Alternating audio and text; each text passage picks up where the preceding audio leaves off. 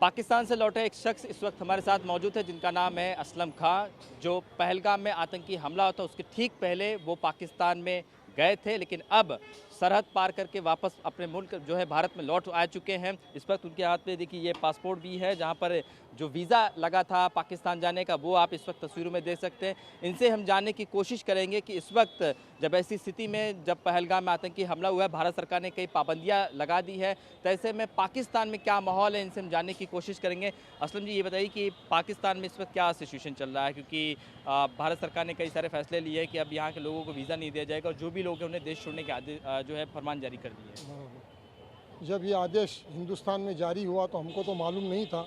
मैं पाकिस्तान में जिधर गया था ज़िला घुटकी, वहाँ एक छोटा सा गांव है मुरिशा, मैं उधर अपने रिश्तेदारों से मिलने गया हुआ था।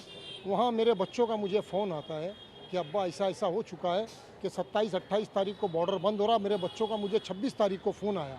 बच्चे बहुत घबराए हुए हैं और रो रहे थे कि अब्बा तुम जल्दी अपने वतन वापस आ जाओ।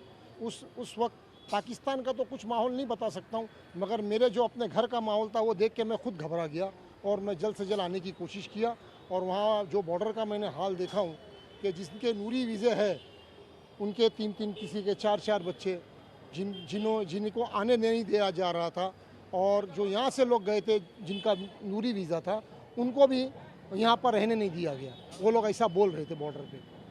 असलम जी, क्या आप पाकिस्तान आते जाते रहते हैं? क्या अब ऐसे में अब जब जब पाबंदियाँ ला दी गई हैं तो कितना मुश्किल हो गया है, क्योंकि जो हमें इन्फॉर्मेशन के साथ आपके कोई यहाँ पर रिश्तेदार भी रहते हैं? हाँ, पहले तो अल्हम्दुलिल्लाह मैं बहुत दफ़ा आया गया हूँ। मेरे वालिद साहब मरूम का अपना वालिद साहब की बहुत रिश्तेदार है उधर, और मेरी पुप्पी जान है, फूफा जान और मेरे चाचा जान हैं, मेरे रिश्तेदार, मेरी बहनें हैं उधर। वो हिसाब से आना जाना। अभी ये जब पाबंदी लग गई तो बहुत तकलीफ़ हो गई सबको कि अब ये कैसा आएंगे जाएंगे, ना हम लोग उन लोग आ सकते हमारे पास। इस वजह से थोड़ा परेशानी हुई है। मगर ये जो हमला हुआ, अब ये जिन्होंने भी किया उनका तो कोई ना ईमान ना धर्म है, ना हम लोग जानते वो कौन है।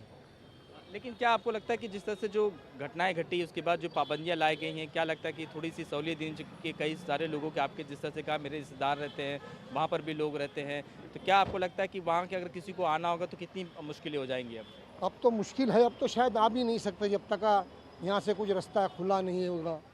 अगर वीज़ा नहीं मिलेगा तो लोग कैसा आएंगे जाएंगे भाई। आप जितने दिन थे वहाँ पर, ये हाल फिलहाल में वहाँ पर क्या लोगों में इस बात को लेकर चर्चा हो रही है कि क्या जो युद्ध की बात हो रही है, जो भी घटना हुई, क्या वहाँ के लोग चर्चा कर रहे हैं? चर्चा ये हुआ कि जो भी कुछ हुआ यहाँ पर बहुत गलत हुआ है, और ये मैंने आपको पहले भी कह दिया कि मैं इतना ही जानता हूँ कि मैंने सिर्फ सुना हूँ जो हुआ है, मगर यहाँ तो हुआ है ना वो हादसा। अब उनसे उनका क्या रिएक्शन है वो जाने, मगर हमारा तो दिल दुखाना हमारे हिंदुस्तान में हुआ इस चीज़ का। चलिए, बहुत बहुत शुक्रिया। बिल्कुल, ये थे हमारे साथ असलम खान, जो साफ तौर पे कह रहे हैं कि जिस तरह से उनके जो रिश्तेदार हैं वो पाकिस्तान में रहते हैं, लेकिन जिस तरीके से अब जो ये चीज़ें हुई हैं उसके बाद जब सरकार ने पाबंदी लाए हैं तो बहुत मुश्किल हो चुका है, क्योंकि कई दफ़ा वो पाकिस्तान आया जाया करते थे, लेकिन अब वीज़ा पाबंदियों के चलते अब अपने परिवार वालों से मिलना उनके लिए बहुत मुश्किल हो चुका है। कैमरामैन साईं के साथ शुभम पांडे, TV9 भारतवर्ष, मुंबई।